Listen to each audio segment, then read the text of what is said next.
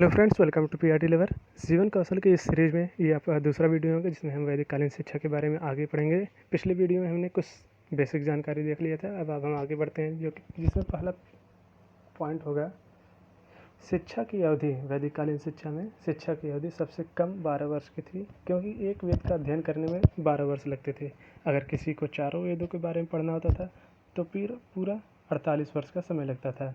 और वेदों के ज्ञाता जो होते थे वह 12 वर्ष के अनुसार उनके अलग अलग नाम दिए गए थे। जैसे पहले 12 वर्ष के ज्ञान लेने वाले को अलग नाम और दूसरे 12 वर्ष के ज्ञान के लेने वाले को अलग नाम। इसी तरह चारों वेदों के ज्ञाता को अलग अलग नाम दिया जाता था, जिसमें हमारा पहले वेद के ज्ञाता को हम स्नातक कहते थे, दूसरे वेद के ज्ञाता को वसु, तीसरे वेद के ज्ञाता को रुद्र, चौथे वेद के ज्ञाता को आदित्य कहते थे।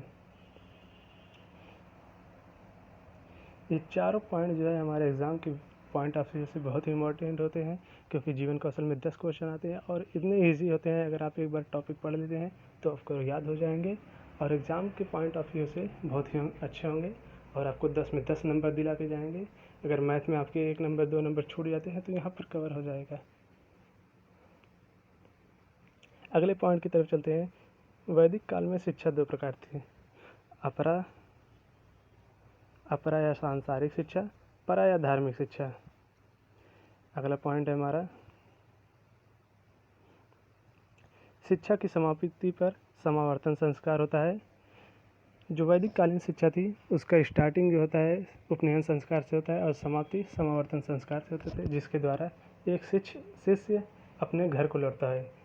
वैदिक काल में शिक्षा समाप्ति पर समावर्तन संस्कार होता है और शिष्य अपने घर लौटता है तथा इस संस्कार के दौरान गुरुकुल से जा रहे शिष्य से गुरु दक्षिणा प्राप्त करता था तथा कुछ सीख देता था, जैसे खुद से अध्ययन करना, ज्ञान का दुरुपयोग न करना, माता पिता की सेवा करना। अगला हमारा पॉइंट है वैदिक कालीन शिक्षा। वैदिक कालीन शिक्षा में गुरुकुल में कठोर अनुशासन था, लेकिन यह दंडात्मक नहीं था। विद्यार्थी को प्रातःकाल उठना, गुरुकुल की साफ सफाई करना, गुरु माता के काम में हाथ बटाना, भिक्षाटन करना, अहिंसा न करना, झूठ न बोलना, चोरी न करना, अपनी इंद्रियों को काबू करना जैसे नियमों का पालन करना होता था।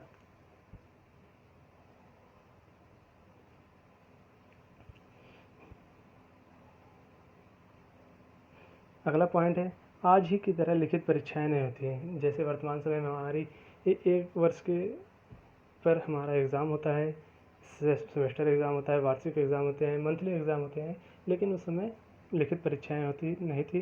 कक्षा में खुद ही गुरु शिष्य की योग्यता को देखकर उसे अगली कक्षा में पहुंचा देते थे या पास आउट कर देते थे और वह अगली कक्षा में शिक्षा के लिए अध्ययनरत हो जाता था। शिक्षण विधियों में अनुकरण विधि, मनन विधि, रटंत विधि, वाद विवाद विधि करके सीखना एवं व्याख्यान विधि आदि का सहारा लिया जाता था। यह मुख्यतः अमनोवैज्ञानिक शिक्षण था, क्योंकि इसमें ज़्यादातर विद्यार्थी निष्क्रिय रहता था। वैदिक कालीन शिक्षा में शिक्षा के कुछ प्रमुख केंद्र थे जो थे प्रयाग, काशी और कांची। यहाँ पर वैदिक काल में शिक्षा बहुत ही महत्वपूर्ण तरीके से दी जाती थी। वैदिक काल में स्त्री शिक्षा बेहतरीन दशा थी। अपाला, घोषा, गार्गी, मांडवी जैसी विदुषी महिलाओं का वर्णन इस बात की पुष्टि करता है कि वैदिक काल में महिलाओं की शिक्षा बहुत ही बेहतरीन थी।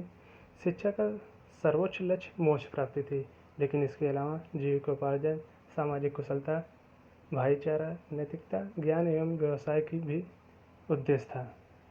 तो वैदिक कालीन शिक्षा आज हमारा समाप्त होता है। इसमें जितने भी महत्वपूर्ण पॉइंट्स हो सकते हैं मैंने इस वीडियो में मेंशन किया है। अगर कोई छूट जाता है तो आप कमेंट बॉक्स में बताइए, हम उसे अगले पार्ट में ला देंगे। अब अगला हमारा पार्ट जो होगा बौद्धकालीन शिक्षा के बारे में होता है। उसमें उस समय कैसे शिक्षा थी, कैसे शिक्षण कार्य किए जाते थे, क्या वैदिक कालीन शिक्षा की तरह ही उसमें भी उपनयन संस्कार या समावर्तन संस्कार होता है, ये सभी हम अगले वीडियो में देखेंगे। वीडियो कैसा लगा आप कमेंट बॉक्स में बताइएगा, लाइक कीजिएगा, चैनल को सब्सक्राइब भी कीजिएगा। और ये वीडियो केवल सुपर टेट ही के लिए नहीं, साथ ही आपके डीएलएड सेकेंड सेमेस्टर के एग्ज़ाम में भी आपका जो एक एजुकेशन का बुक है उसमें ये सभी ये चीज़ें होती हैं। यदि आप उससे इस वीडियो के भी सहारा लेते हैं तो आपका वो भी तैयार होता है। तो फ्रेंड्स, जय हिंद, बाय बाय, टाटा।